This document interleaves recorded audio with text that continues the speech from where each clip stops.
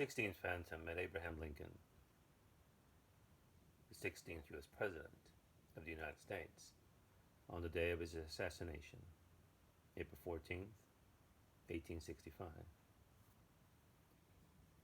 It was the anniversary of the day when Major Robert Anderson lowered the flag in surrender at Fort Sumter 4 years earlier.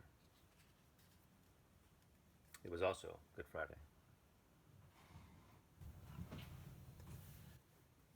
The Phantom, as Union officer, Captain Walker, had foiled an attempted assassination by Confederates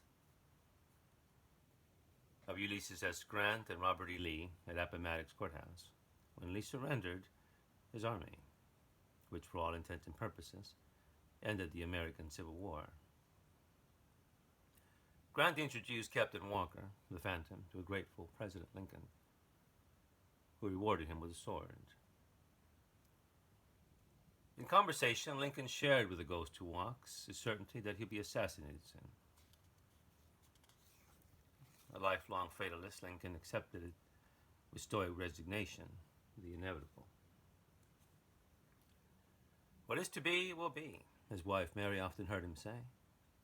I have found all my life, as Hamlet says, there's a divinity that shapes our ends. Rough hew them how we will. Lincoln had a passionate devotion to Shakespeare's tragedies of Hamlet, Macbeth, and King Lear, able to quote from them by memory. His maxim, according to Mary, was, what is to be will be, and no cares of ours can arrest the decree. Which is why he refused the Phantom's offer to be his personal guard, requesting instead that he protect his young son, Tad. He then proceeds to recount the most remarkable dream, whose abridged form is contained here, but it's worth reading in its entirety. Lincoln.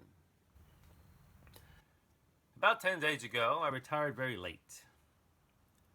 I've been waiting for important dispatches from the front. I could not have been long in bed when I fell into slumber, for I was weary. I soon began to dream. There seemed to be a death-like stillness about me. Then I heard subdued sobs as if a number of people were weeping. I thought I left my bed and wandered downstairs. There the silence was broken by the same sobbing, but the mourners were invisible. I went from room to room. No living person was in sight. But the same mournful sounds of distress met me as I passed along. It was light in all the rooms. Every object was familiar to me, but were met by all the people who were grieving as if their hearts would break. I was amazed, puzzled. What could be the meaning of all this? Determined to find the cause of a state of things so mysterious and shocking, I kept on until I arrived at the east room, which I entered. I met there with a sickening surprise. Before me was a catafalque, on which rested a corpse wrapped in funeral vestments. Around it were stationed soldiers who were acting as guards, and there was a throng of people, some gazing mournfully upon the corpse, whose face was covered, others weeping pitifully. Who is dead in the White House? I demanded of one of the soldiers. The president, was his answer. He was killed by an assassin. Then came a loud burst of grief from the crowd, which awoke me from my dream.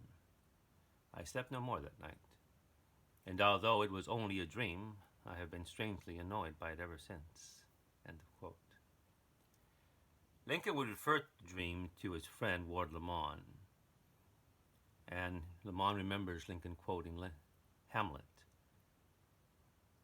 to sleep, perchance to dream. Ah, there is the rub.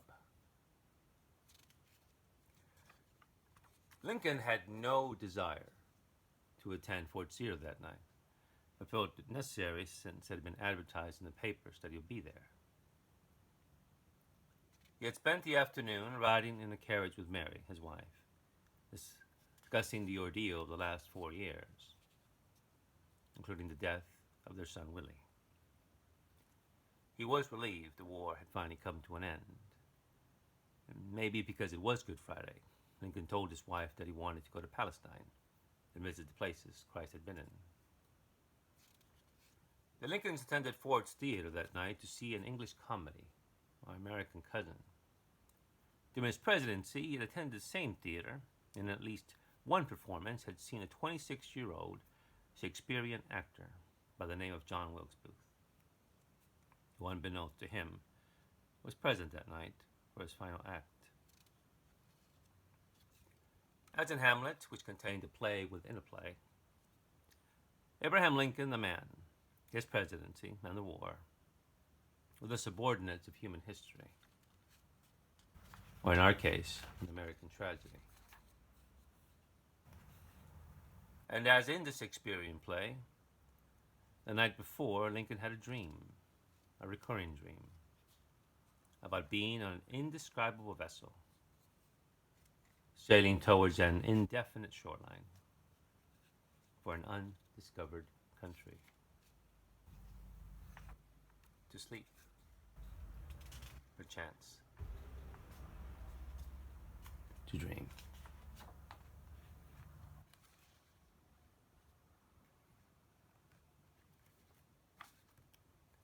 The Assassination of President Lincoln.